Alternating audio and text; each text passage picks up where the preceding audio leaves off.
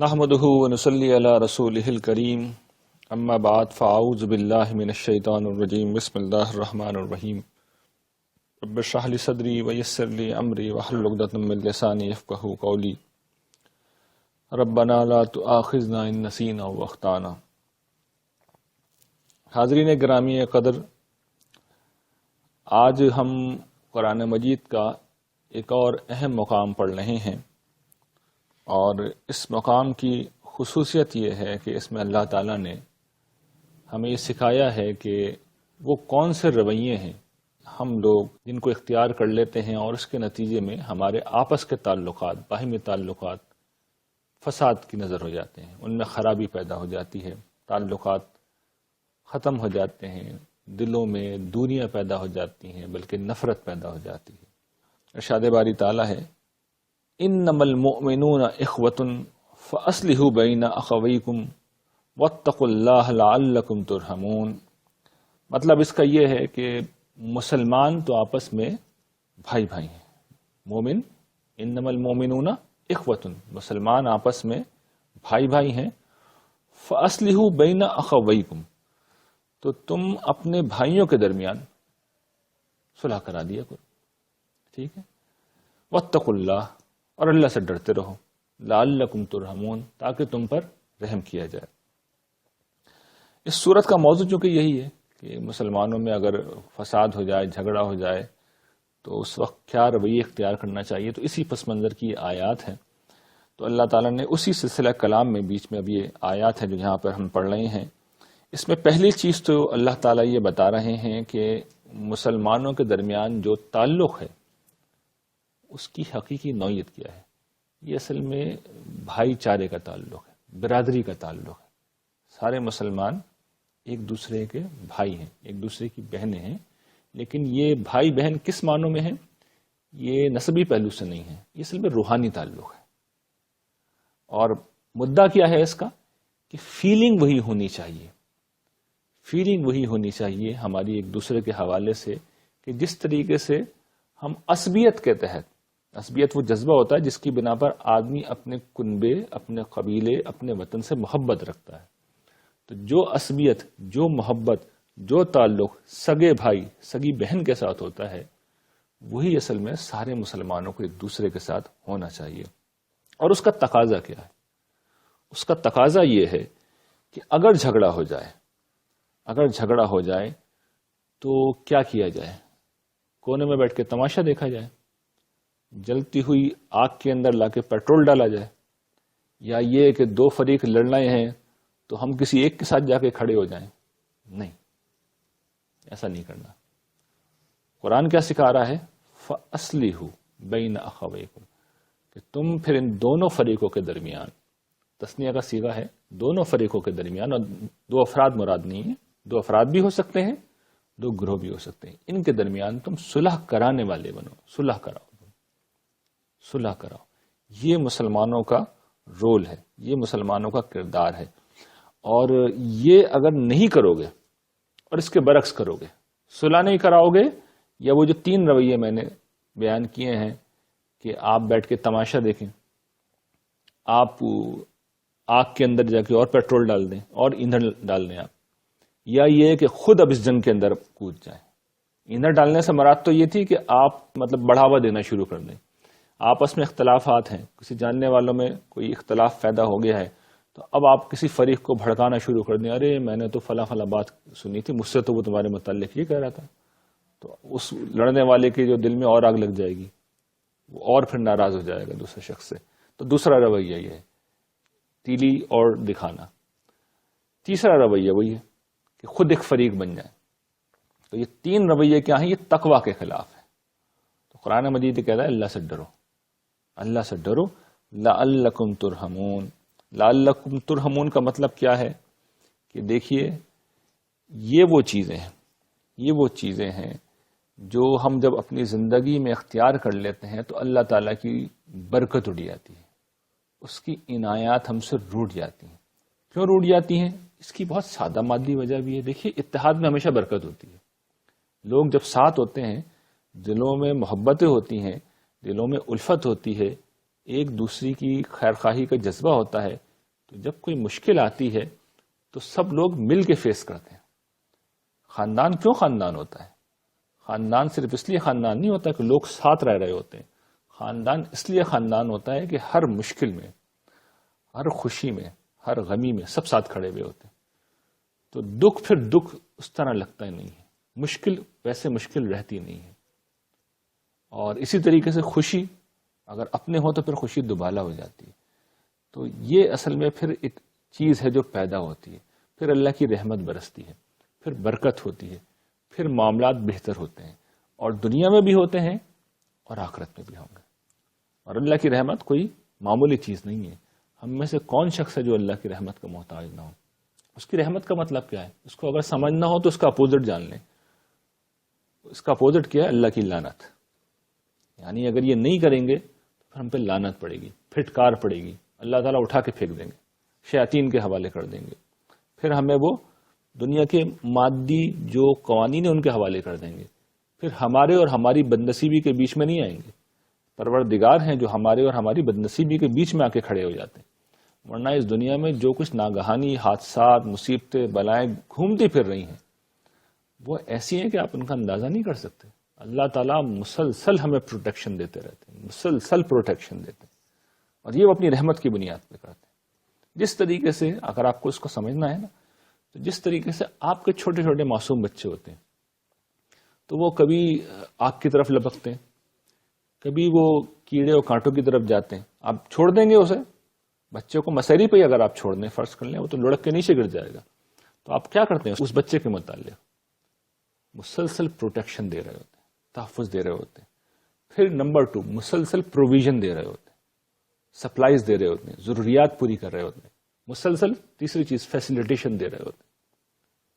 Protection بھی دیتے ہیں، اس کو پروویژن بھی دیتے ہیں، یعنی ضروریات بھی مہیا کرتے ہیں، فیسیلیٹیشن بھی دیتے ہیں، سپورٹ بھی دیتے ہیں، آسانیاں بھی دیتے ہیں. تو رحمت ان سب چیزوں پہ محیط ہے. یہ ہمارے رب کی رحمت ہے، اور وہ اتنا کریم ہے کہ مجھے آپ کو پتہ بھی نہیں ہوتا. جس طرح چھوٹے بچوں کو، ہمارے چھوٹے بچوں کو پتہ نہیں ہوتا کہ ہمارے ماں باپ، یا جس وقت میں اور آپ چھوٹے تھے تو ہمارے ماں باپ نے ہمارے لیے کیا کیا کیا، لیکن میں اور آپ جو کچھ اپنے بچوں کے ساتھ کر رہے ہوتے ہیں اس سے آپ اندازہ کر سکتے ہیں کہ ماں باپ کیا کچھ کر رہے ہوتے ہیں. پتہ ہی نہیں ہوتا بچوں کو. تو یہ جو کچھ بھی ہم اپنی اولاد کے ساتھ کرتے ہیں اس سے ہزاروں، لاکھوں، کروڑوں گنا ہمارا رب ہمارے ساتھ کر رہا ہوتا ہے، ہر گھڑی میں اور ہر لمحے میں کر رہے ہوتے ہیں. تو وہ کیا چیز ہے؟ یہ رحمت ہے ان کی، یہ ان کی رحمت ہے، اور یہ ظہور پذیر ہو رہی ہوتی ہے. بچا بھی رہے ہوتے ہیں اور چیزیں بھی فراہم کر رہے ہوتے ہیں اور آسانیاں بھی دے رہے ہوتے ہیں. تو یہ سب کچھ کیا ہے؟ رحمت کا ظہور ہے. تو اللہ تعالیٰ کہتے ہیں کہ اگر تم میری رحمت چاہتے ہو تو پھر میرا تقوی اختیار کرو، مجھ سے ڈرو. اور مجھ سے ڈرو سے کیا اللہ تعالیٰ کو کوئی فرق پڑے گا؟ نہیں. تمہارے اپنے تعلقات ٹھیک ہوں گے، تمہارے معاملات ٹھیک ہو جائیں گے. اچھا، یہ بات ہو گئی. اب اس کے بعد اگلی جو 2 آیات ہیں اس میں اللہ تعالیٰ یہ بتا رہے ہیں کہ وہ کیا چیزیں ہیں جو تعلقات کو خراب کرتی ہیں. یعنی وہ کیا چیزیں ہیں جو تعلقات کو خراب کرتی ہیں. تو اب دیکھیے وہ چیزیں ایک ایک کر کے زیر بحث آ رہی ہیں. فرمایا یا ایھا الذین آمنوا لا یسخر قوم من قوم عسیٰ ان یکونوا خیرا منہم ولا نساء من نساء عسیٰ ان یکن خیرا منہن.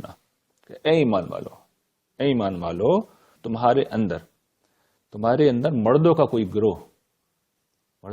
گروہ، کوئی جماعت دوسرے مردوں کا مذاق نہ اڑائے. ہو سکتا ہے کہ وہ ان سے بہتر ہوں، یعنی جن کا مذاق اڑا رہے ہیں ان سے بہتر ہوں. اور پھر اس میں اب دوبارہ ریپیٹ کی ہے وہی بات، اور اب اس دفعہ عورتوں کو لے لیا. ولا نساء من نساء، اور نہ عورتیں دوسری عورتوں کا مذاق اڑائیں. ہو سکتا ہے کہ وہ ان سے بہتر ہو، یعنی جن کا مذاق اڑایا جا رہا ہے وہ مذاق جو اڑا رہے ہیں ان سے بہتر ہو.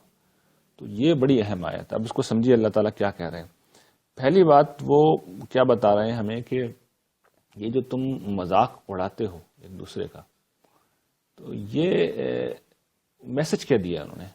یہ بس سادہ بات نہیں ہوتی، اتنی سادہ بات نہیں ہوتی مذاق اڑا لیا. ایک تو ہوتا ہے نا مذاق کرنا تو دیکھیے یہ تو ہر شخص ہی کرتا ہے، لائٹ بات ہوتی ہے، اور اس میں آپ زندگی میں کوئی لطیف بات کرتے ہیں، کوئی لطف آتا ہے، دوستوں کی محفل ہوتی ہے، یہ اس سے زندگی میں خوبصورتی پیدا ہوتی ہے. یہ جمالیات کی نوعیت کی چیز ہے. تو مذاق کرنا ایک الگ چیز ہوتی ہے. صالحین بھی کرتے ہیں مذاق، انبیاء بھی کرتے ہیں. ایک ہوتی ہے کہ مذاق اڑانا. تو جب مذاق اڑایا جاتا ہے تو ہمیشہ اس کے پیچھے ایک جذبہ کار فرما ہوتا ہے جس کو یہاں نشاندہی کر دی گئی، یہ کہہ کے کہ ہو سکتا ہے وہ ان سے بہتر ہوں. اصل میں آپ کسی کو کمتر سمجھ کے اس کا مذاق اڑاتے ہیں، اس کی تحقیر کر رہے ہوتے ہیں، اس کی تذلیل کر رہے ہوتے ہیں، اس کو چھوٹا سمجھ رہے ہوتے ہیں، اس کو حقیر سمجھ رہے ہوتے ہیں، اس کو معمولی سمجھ رہے ہوتے ہیں. تو اصل میں کسی کو یہ معمولی سمجھنے کا عمل ہے، معمولی سمجھنے کا عمل ہے جو مسئلہ ہے. اور یہ کیا ہے اصل میں؟ آپ پیچھے لوٹیے، کون سی برائی ہے؟ تکبر. اس کی کتنی مذمت ہم پڑھتے چلے آ رہے ہیں، کتنی مذمت ہم پڑھتے چلے آ رہے ہیں. اور اللہ تعالیٰ قرآن مجید میں جہاں قطعیت کے ساتھ کچھ گروپس بناتے ہیں، کچھ گروپس بیان کرتے ہیں کہ جہنم میں جائیں گے. چند گروپس ہیں: ظالمین، مفسدین، طاغین، سرکش طاغین، اور متکبرین. یعنی ایک تو ہوتا ہے نا اعمال، اعمال ایک الگ چیز ہے، ایک ہے ان کے کچھ گروپس بن گئے ہیں. تو یہ جو بڑے گروپس ہیں، یعنی اعمال جہاں سے پھوٹ رہے ہوتے ہیں، یا تو سرکشی کی وجہ سے پھوٹ رہے ہوتے ہیں، ظلم سے پھوٹ رہے ہوتے ہیں، تکبر سے پھوٹ رہے ہوتے ہیں. تو یہ کیٹیگوریکلی یہ گروپس ہوتے ہیں جو جہنم میں رسید ہوں گے. تو اصل میں تمسخر جو پھوٹ رہا ہوتا ہے اصل میں تکبر سے پھوٹ رہا ہوتا ہے. تو اللہ تعالیٰ نے توجہ یہ دلائی ہے کہ اگر تم یہ سمجھتے ہو کہ تم بہتر ہو، اگر اس بنیاد پہ مذاق اڑا رہے ہو، تو یہ سوچو ہو سکتا ہے جس کا تم مذاق اڑا رہے ہو وہ زیادہ بہتر ہو. زیادہ بہتر کس معنوں میں؟ کہ انسان دیکھیے جب کسی کو حقیر سمجھتا ہے تو کس طرح سمجھتا ہے. اور خاص طور پہ یہاں چونکہ جماعتی پہلو سے کہا گیا ہے تو نسب بلند ہے، بڑے قبیلے سے تعلق ہے، یا اشرافیہ کا حصہ ہے ایک شخص، پیسے کے اعتبار سے ہائی جنٹری سے اس کا تعلق ہے. وہ کسی کمتر آدمی، کوئی کم مالی حیثیت کے آدمی کا مذاق اڑا رہا ہے، کسی کم نسب آدمی کا جو اس کی نظر میں کم نسب ہے اس کا مذاق اڑا رہا ہے. تو اللہ تعالیٰ تو فیصلہ اس بنیاد پہ نہیں کر رہے ہیں نا. اللہ تعالیٰ قیامت کے دن فیصلہ تو کسی اور بنیاد پہ کریں گے. تو وہ توجہ دلا رہے ہیں تم نے تو مذاق اڑا دیا، آؤ گے تم میرے پاس، اور جب لوٹ کے آؤ گے تو میں تمہیں بتاؤں گا کہ حقیر تم تھے، ذلیل تم تھے، گھٹیا تم تھے، اور جہنم رسید بھی اب تم ہوگے. تو ایک تو تم جہنم میں جاؤ گے، اور دوسرے تمہاری جینون قسم کی ذلت اب اس روز ہوگی، یعنی حقیقی معنوں میں ذلت پھر تمہاری ہو جائے گی. تو اللہ تعالیٰ کہہ رہے ہیں کہ محتاط رہو، ایسا نہ ہو، ایسا نہ ہو جن کو تم حقیر سمجھ رہے ہو وہ بہتر ہو، اس کا خیال رکھنا. تو یہ اللہ تعالیٰ توجہ دلا رہے ہیں. اور اچھا یہاں پہ ایک اور بڑی اہم بات ہے، وہ یہ کہ دیکھیے یہاں پہ خواتین کا خاص طور پہ اللہ تعالیٰ نے ذکر کیا ہے. یعنی عام طور پر پہلے بھی سورہ احزاب میں غالباً میں نے توجہ دلائی تھی وہ نہیں کرتے، اس لیے کہ عربی زبان میں سب شامل ہوتے ہیں، مرد بول کے عورتیں خود بخود شامل ہوتی ہیں. یہاں خاص طور پہ ذکر کیا ہے. اس کی وجہ ہے، اس کا سبب یہ ہے کہ خواتین اس معاملے میں بعض اوقات توجہ نہیں کرتی، اور بعض پہلوؤں سے اگر مردوں سے زیادہ نہ صحیح تو اس سے کم بھی نہیں ہوتا، بلکہ بارہا دیکھا گیا کہ شاید زیادہ ہی ہو جاتا ہے. تو ان کو اللہ تعالیٰ نے خاص طور سے ذکر کیا ہے. تو اس کا مطلب یہ کہ یہ جو فضائل اور رضائل ہیں اس میں خواتین کو بہت زیادہ محتاط رہنا چاہیے. اور گھروں میں اگر آپ دیکھیے تو باہر جھگڑے جو ہوتے ہیں اصل میں اس کا سورس ہم جانتے ہیں کم سے کم اپنے معاشروں میں کہ خواتین ہوتی ہیں. باتیں وہیں سے پھوٹتی ہیں اور پھر مردوں تک پہنچتی ہیں، اور پھر وہ جھگڑے فساد، خاندانوں میں ٹوٹ پھوٹ، تقسیم، بھائیوں میں لڑائی، رشتے ناتوں میں ناچاقی ہونا، تعلقات کا ختم ہونا، یہ ہم روزمرہ میں دیکھ رہے ہوتے ہیں، سب کچھ ہو رہا ہوتا ہے. تو اسی وجہ سے خواتین کو اللہ تعالیٰ نے خاص طور پر ایک انڈیپینڈنٹ جملے کے اندر ان کا ذکر کیا ہے. تو میرا آپ کا کام کیا ہے کہ ہمیشہ ہم مادی چیزوں میں، ظاہری چیزوں میں کسی کی سے اگر ہم برتر ہیں تو پھر ہم یہ سوچیں جو اللہ تعالیٰ نے توجہ دلائی ہے کہ بھئی ہو سکتا ہے وہ تم سے بہتر ہو، تو ہم اس پہلو سے دیکھیں، ہو سکتا ہے کہ یہ اس کی نیکیاں مجھ سے زیادہ ہوں، ہو سکتا ہے یہ بظاہر مجھ سے کم ذہین ہے اور کم مجھ سے دولت مند ہے، تو بھئی اس کی جواب دہی بھی کم ہوگی. جواب دہی کے اصول بھی اگر ہم سمجھ لیں تو اندازہ ہوگا کہ اللہ تعالیٰ تو اس کی پھر جواب دہی ہلکی کریں گے، تو یہ ہم سے بہتر ہوا. تو ہمیشہ دوسروں میں کوئی خیر کا پہلو دیکھنا چاہیے، اور یہی اللہ تعالیٰ نے یہاں توجہ دلائی ہے. پہلی چیز. اب دوسری چیز اس آیت میں اللہ تعالیٰ کیا کر رہے ہیں؟ وَلَا تَلْمِزُوا أَنفُسَكُمْ، آپس میں ایک دوسرے پر تان نہ کرو. یہ کیا چیز ہے؟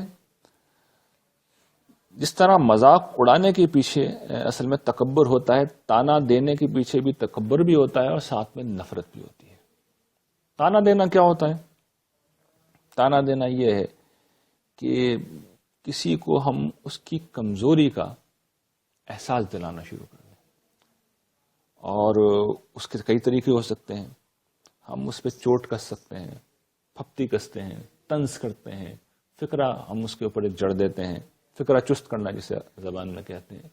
تو یہ سب کر کے ہم اصل میں اس کے اوپر چوٹ کر کے ہم اس کو ٹارگٹ کر رہے ہوتے ہیں، اس کو ہم دکھ پہنچا رہے ہوتے ہیں، اس کو ہم ذلیل کر رہے ہوتے ہیں، اپنے دل کی بھڑاس نکال رہے ہوتے ہیں. اور اس کا نتیجہ کیا نکلے گا کہ پھر دلوں کے اندر ناچاکیاں ہوں گی، کیونکہ پھر اس کے دل میں بھی تو آپ کے لیے محبت نہیں پیدا ہوگی، نفرت ہی پیدا ہوگی. گالی کے جواب میں پھر گالی آئے گی اور نفرت کے جواب میں پھر نفرت آئے گی. اس لیے اسلوب یہاں پہ دیکھ لیے، الفاظ ہیں انفسکم، اپنے آپ کو. لفظی مطلب اس کا یہ ہوا، ویسے اس کا مطلب یہ ایک دوسرے کو، لیکن اسلوب یہ اختیار کیا گیا ہے کہ پھر دیکھو اس کا اثر تم پہ بھی لوٹے گا، تم بچ نہیں سکتے. یعنی یہ کوئی معاملہ ایسا نہیں ہے جو صرف دوسرے تک محدود رہے گا. نفرت بکھیرو گے، نفرت ملے گی. کانٹے بکھیرو گے تو کانٹے ملیں گے. نفرت پھیلاؤ گے تو نفرت ملے گی. تو یہ اصول یاد رکھنا چاہیے.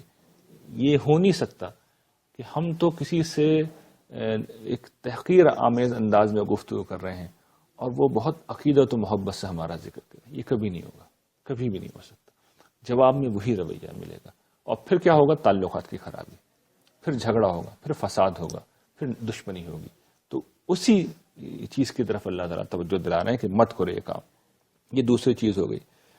پھر اگلی جو چیز ہے وہ ایک اور اہم مسئلہ ہے، وہ یہ کہ ارشاد باری تعالیٰ ہے وَلَا تَنَابَزُوا بِالْأَلْقَابِ، اور ایک دوسرے کو اللہ تعالیٰ کہہ رہے ہیں کہ برے ناموں سے نہ پکارو، برے القاب سے یاد نہ کرو. اور پھر اللہ تعالیٰ اس پہ توجہ دلا رہے ہیں کہ یہ کیا جو تم کر رہے ہو اس کو دیکھو تو صحیح ہے کیا. فرماتے ہیں بئس الاسم الفسوق بعد الایمان، کہ جو کچھ تم کر رہے ہو جانتے ہو یہ کیا ہے؟ یہ ایمان لانے کے بعد اصل میں فسق کے اندر، گناہ میں، نافرمانی میں نام پیدا کرنا ہے. یعنی مطلب کیا ہے کہ ایمان لانے کے بعد، ایمان قبول کیا ہے تم نے، تم ایمان لائے ہو تو تمہیں تو عمل صالح کی دوڑ لگانی چاہیے. ایمان کی فیلڈ میں تمہیں اپنا نام پیدا کرنا چاہیے. تمہیں سکہ جمانا ہے تو اس دنیا کے اندر جماؤ کہ کتنا صالح آدمی ہے، ایمان کی کتنے اونچے مقام کے اوپر کھڑا ہوا ہے. تمہیں کرنے کے لیے یہ رہ گیا کہ تم نام پیدا کر رہے ہو، کیونکہ تم نام دوسروں کو دے رہے ہو. تو اللہ تعالیٰ نے یہ بڑی خوبصورت، یعنی زبان کے پہلو سے بڑی خوبصورت چیز ہے جو یہاں پہ بیان کی ہے کہ تم نے دوسروں کو برے القاب دیے، ان کا برا نام رکھا ہے.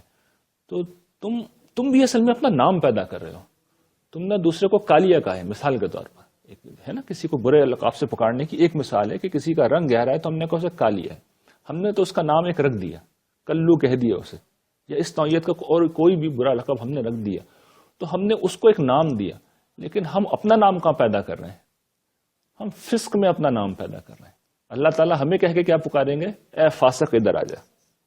حشر کے دن جب ہمیں بلائیں گے تو یہ کہہ کے بلائیں گے فاسق تو ادھر آ کے کھڑا ہو جا.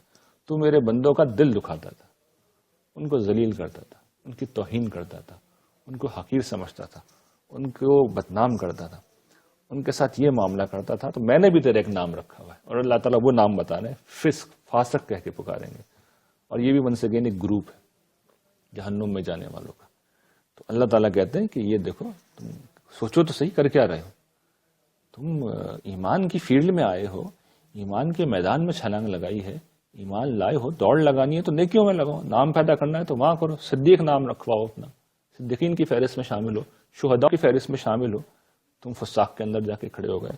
تو کہتے ہیں کہ یہ رویہ چھوڑ دو. وَمَن لَّمْ يَتُبْ، کہ جو شخص توبہ نہیں کرے گا، اس روش سے باز نہیں آئے گا، فَأُولَٰئِکَ هُمُ الظَّالِمُونَ، یہی لوگ ہیں جو ظالم ہیں. اور قرآن مجید نے دوسرے مقامات پہ اس کو واضح کیا ہے کہ قیامت کے دن جس شخص نے ظلم کا بوجھ اٹھا رکھا ہوگا وہ فلاں نہیں پائے گا، مارا جائے گا. تو یہ ظالم کہلانا کوئی اچھی چیز نہیں ہے، بہت بری چیز ہے، بدترین چیز ہے. آگے چلیے. اب یہ تو تین چیزیں تھیں جو یہاں پر اللہ تعالیٰ نے بیان کر دیا. اب اگلی جو آیت ہے اس کے اندر اب دیکھیے تین چیزیں اور آ رہی ہیں, لیکن فرق ہے. ایک تو یہ کہ جو پہلی چیزیں ہیں یہ تینوں یہ اعلانیہ کی جاتی ہیں. تانا دیں آپ, کسی کا نام لیں یا مذاق اڑانا, آپ جو بھی کریں گے لوگوں کے سامنے کریں گے. لیکن اب جو اگلے تین کام بیان ہو رہے ہیں انسان یہ کرتا ہے کہ چھپ کے کرتا ہے, یا تو چھپ کے کرتا ہے یا اپنے محدود سرکل میں کر رہا ہوتا ہے, اچھا دوسرا فرق یہ ہے کہ یہ جو شروع کی تین چیزیں بیان ہوئی ہیں ان کو تو لوگ کچھ برا سمجھتے ہیں. مذاق اڑانا, کسی کا مذاق اڑانا, کسی کا نام رکھنا, کسی کا برا لقب رکھنا, کسی کو تانا دینا, جو اسے کہتے ہیں نا کہ معروف اور منکر کے پہلو سے بھی کچھ لوگوں کو شرم آ جاتی ہے. کسی کو تانا دینا اچھا نہیں ہے, کسی کو اس طرح کے القاب دینا اچھا نہیں ہے. تو جو اچھے باشعور لوگ ہوتے ہیں وہ ویسے ہی اس سے کچھ اوائڈ کرتے ہیں. لیکن اب جو تین چیزیں آ رہی ہیں اس میں اچھے لوگ ملوث ہوتے ہیں. اس کی وجہ یہ ہے کہ وہ اسے ذرا معمولی چیز سمجھتے ہیں. تو اب اس فرق کو ذرا ذہن میں رکھیں. اب وہ اگلی آیت سنیے, اس میں بھی تین چیزیں بیان ہو رہی ہیں. فرماتے ہیں یا ایھا الذین آمنوا اجتنبوا کثیرا من الظن ان بعض الظن اثم. اے ایمان والو بہت زیادہ گمان کرنے سے پرہیز کرو, کیونکہ بعض گمان گناہ ہوتے ہیں. اب یہ موضوع کیا زیر بحث آ رہا ہے؟ اصل میں بدگمانی زیر بحث آ رہی ہے. بدگمانی اصل میں کیا ہے؟ کسی کے متعلق بغیر کسی قطعی اور واضح قرائن کے ایک منفی رائے قائم کرنا. یعنی ایک تو ہوتا ہے نا کہ آپ کو بالکل ثبوت میسر آ گیا, ثابت ہو گیا ایک شخص ہے ایسا, ٹھیک ہے تو معاملہ واضح ہو گیا. ایک یہ کہ ہم جو ہیں وہ دیکھیے کوئی بھی معاملہ جب پیش آتا ہے نا تو اصل میں انسان جو ہے وہ توجیہ پسند مخلوق ہے. فوراً وہ جسٹیفائی کرنے کا ایک پروسیس شروع کرتا ہے کہ یہ فلاں کام ہوا ہے, کیوں ہوا ہے, یہ نیچرل ہے, یہ تو ہوگا. تو اللہ تعالیٰ نے اس مرحلے پر روکا ہے کہ یہ جو تم جسٹیفیکیشن کا عمل شروع کر رہا ہو نا کہ فلاں نے یہ کام کیا ہے یا فلاں کو میں نے اس طرح دیکھا ہے, تو اب اس کے پیچھے ریزن کیا ہے. تو پہلے مرحلے پہ اللہ تعالیٰ نے روکا کہ اس سے پہلے کہ تم کوئی بری بات سوچو یہ جو جسٹیفیکیشن کا پروسیس ہے اسی کو روک دو, اسی کو روک, اور اس میں محتاط رہو. اور اگر کرنا ہی ہے تو پھر حسن ظن سے کام لو. کیوں؟ اس لیے کہ اگر تم نے بدگمانی کی تو پھر یہ گناہ ہے.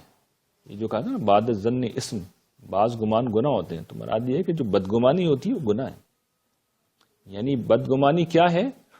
بغیر کسی سالڈ پروف کے ایک رائے قائم کی جا رہی ہے. ہم نے دیکھا ایک مرد ہے جس کو ہم جانتے ہیں, وہ ہمیں کسی اجنبی خاتون کے ساتھ نظر آ گیا. اب ضروری ہے کیا اس کی کوئی انتہائی منفی تعبیل کی جائے, منفی توجہ کی جائے, اور پھر اس کے بعد ایک ذہن میں پورا مقدمہ قائم کیا جائے؟ کیا ضروری ہے یہ سب کچھ کیا جائے؟ لیکن ہم یہی کرتے ہیں. ایک میں نے مثال دی, اس طرح کی 10 مثالیں ہو سکتی ہیں. ایک شخص کے پاس پیسے آ گئے, اب ہم اس کے متعلق سوچنا شروع کر دیں کہ اس طرح تو یہ سرکاری ملازم ہے, فرض کیجئے رشوت ہی لی ہوگی, تو یہ کوئی اچھا طریقہ نہیں ہے. ذہن تو تعبیل کرے گا نا, ذہن میں پروسیس تو شروع ہو جاتا ہے آٹومیٹکلی کہ بھئی میں نے کچھ توجہ کرنی ہے کہ پیسے ایک ساتھ اتنے سارے آ گئے ہیں تو کہاں سے آئے ہیں, سرکاری ملازم میں تنخواہ تو اتنی ہو نہیں سکتی. تو کیا ضروری ہے ہم یہ خیال کریں کہ اس نے کوئی بہت بڑی کرپشن کی ہے؟ گرچہ اس کا امکان بھی ہو سکتا ہے, لیکن جب تک معاملہ بالکل قطعی و واضح قرائن سے سامنے نہ آ جائے تو قرآن یہ سکھا رہا ہے کہ آپ اپنے خیال کے گھوڑے کو ذرا باندھ کے رکھیں, رسیاں باندھ کے رکھیں. تو دین نے ہمیں یہ توجہ دلائی. اچھا ہمارے معاشرے میں کیا ہوتا ہے؟ ہمارے معاشرے میں ہم شروع یہاں سے کرتے ہیں کہ بدگمانی سے ہی شروع کرتے ہیں, اور ہمارے یہاں خاص طور پہ جب معاملہ کر رہے ہوتے ہیں تو ہم عام طور پہ خیال کرتے ہیں کہ اگر زندگی میں اس معاشرے میں آپ کو سیکیور رہنا ہے تو اصل میں آپ یہ تصور کریں کہ ہر شخص چور ہے, اور جب تک وہ اپنے آپ کو بے گناہ ثابت نہ کر دے. تو یہ بھی ایک طریقہ ہوتا ہے، لیکن پھر اس کے نتائج بڑے برے نکلتے ہیں. پھر ہم دوسروں کو چور سمجھیں گے تو پھر کچھ دوسرے لوگ ہوں گے جو ہمارے بارے میں جب گمان کریں گے تو وہ ہمیں بھی چور سمجھنے سے ہی معاملہ شروع کریں گے. تو گرچہ اس رویے کا شروع میں کچھ نقصان ہو سکتا ہے، لیکن اوور آل پھر اس کے بڑے فائدے ہوتے ہیں. جب حسن ظن رکھا جاتا ہے تو پھر اس کے بڑے فائدے ہوتے ہیں. تو چونکہ گرے ایریاز اس میں بہت ہوتے ہیں گمان کے اندر، تو لوگ اکثر گمان کر دیتے ہیں. تو اللہ تعالیٰ نے یہ توجہ دلائی ہے کہ گرے ایریا سے تم نے پھر آخر کار وہ گدلے پانی کے اندر اترنا ہے. وائٹ اینڈ بلیک کے درمیان گرے ایریا آتے ہیں، تو یا تو وائٹ کرو اور بہت زیادہ گرے ایریا میں بن جاؤ، اس لیے کہ تم بلیک ایریا میں پھر خود بخود ہی پہنچو گے. تو یہ پہلی چیز ہے جسے اللہ تعالیٰ نے بیان کیا. دوسری چیز بیان کی ولا تجسسو، تجسس مت کرو، ٹو میں مت رہا کرو لوگ. دیکھیے یہ چیز ہم گرچہ پڑھ چکے ہیں سورہ بنی اسرائیل میں. اللہ تعالیٰ نے جو بیان کیا تھا کہ ولا تقف ما لیس لک بہ علم ان السمع والبصر والفؤاد کل اولئک کان عنہ مسئولا، کہ دیکھو تم میں سے کوئی شخص کسی ایسی چیز کے پیچھے مت لگے جس کا تمہیں علم نہیں، اس لیے کہ تمہارے جتنی بھی قوتیں ہیں، سماعت ہے، بصارت ہے، سوچنے سمجھنے کی صلاحیت ہے، سب کے متعلق اللہ تعالیٰ پوچھیں گے.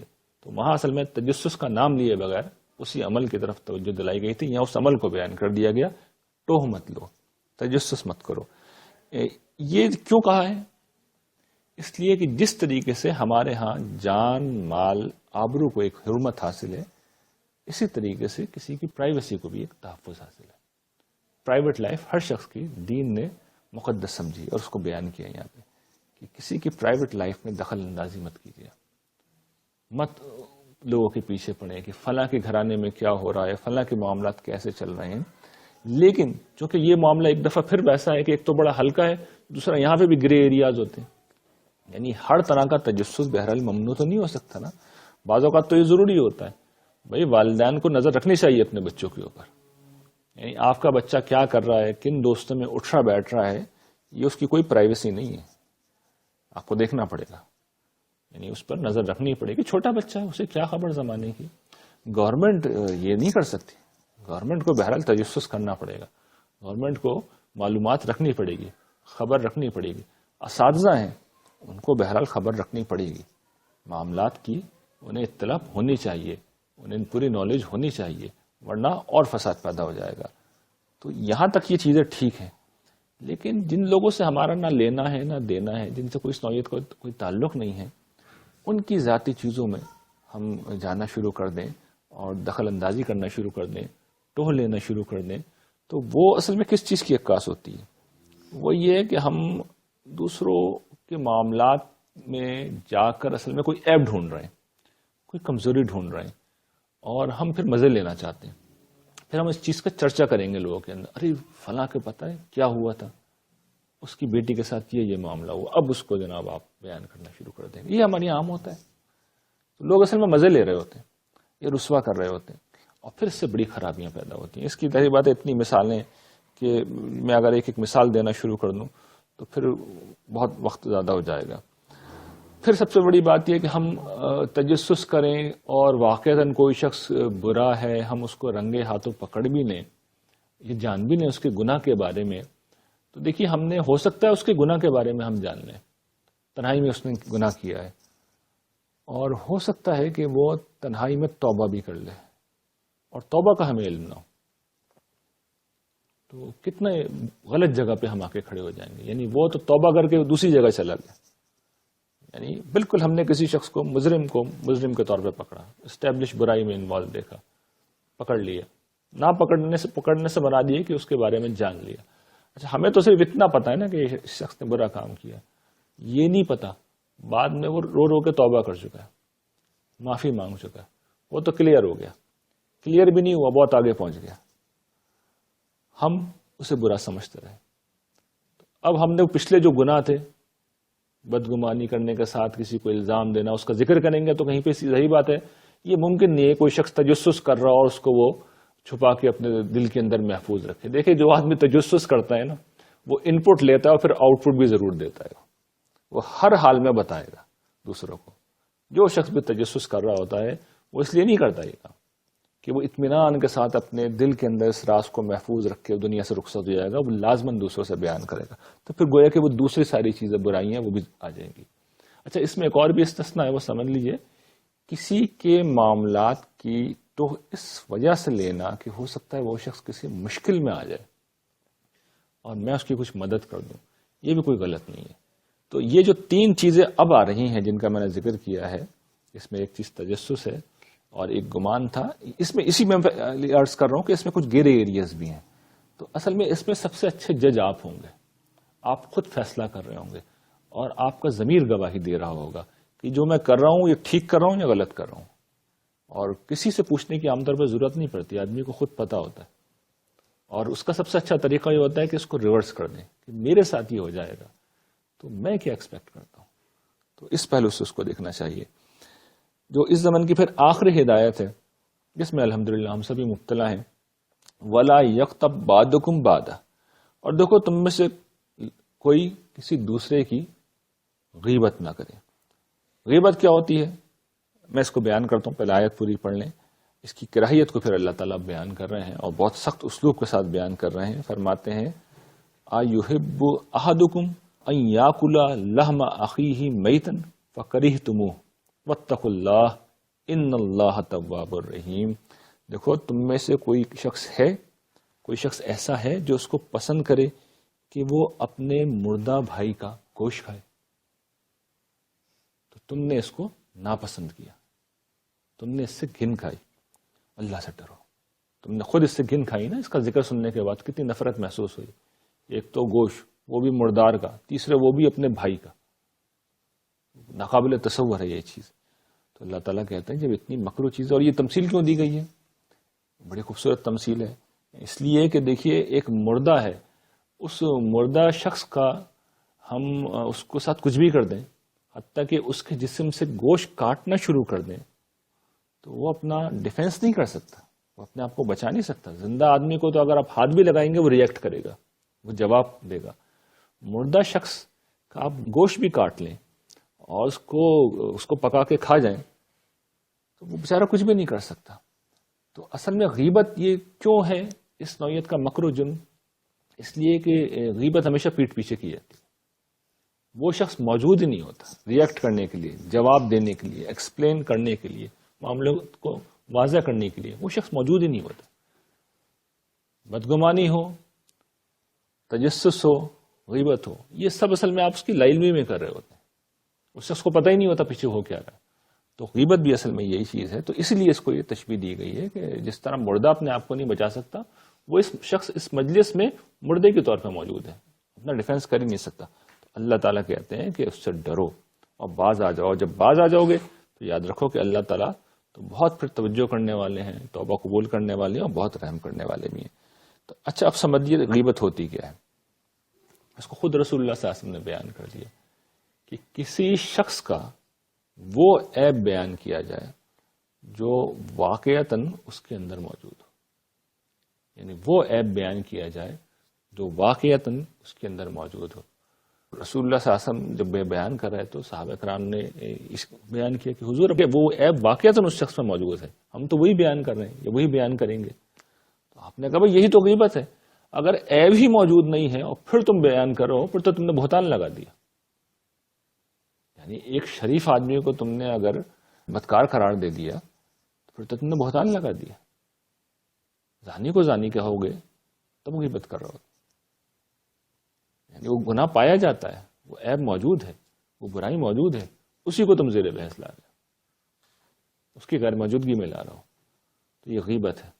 اگر اس کے اندر یہ نہیں پائی جاتی تو پھر تو تم بہتان لگا رہے ہو، اور بہتان تو پھر اس سے بھی بہت آگے کی چیز ہے، وہ تو بہت سنگین جرم ہے، اور وہ تو آپ کو معلوم ہے سرکشی کے نوعیت کے گناہوں میں سے یہ جو ہے وہ منکرات کے نوعیت کی گناہ ہے۔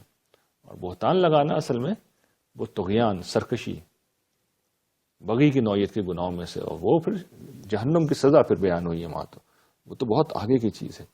اس میں ایک دو چیزیں اس کو سمجھ لینا چاہیے، اور اس لیے کہ یہاں پہ بھی بڑے گرے ایریاز ہیں۔ ایک یہ کہ دیکھیے بعض چیزیں غیبت نہیں ہوتی، لا يحب اللہ الجہر بالسوء من القول الا من ظلم. اللہ تعالیٰ خود بیان کرتے ہیں سورہ نساء کے اندر کہ مظلوم جو ہے اللہ تعالیٰ اس کو ہرگز پسند نہیں کرتے کہ کسی کا برائی کے ساتھ ذکر کیا جائے سوائے اس شخص کے جس پہ ظلم ہوا ہو. وہ اگر اپنے اوپر ہونے والے ظلم کو بیان کر رہا ہے تو بیان کرے گا نا کہ اس شخص نے میرے ساتھ کیا کیا. تو اللہ تعالیٰ کہتے ہیں کہ نہیں، یہ ایکسیپشن ہے، یہ ایک مثال ہے.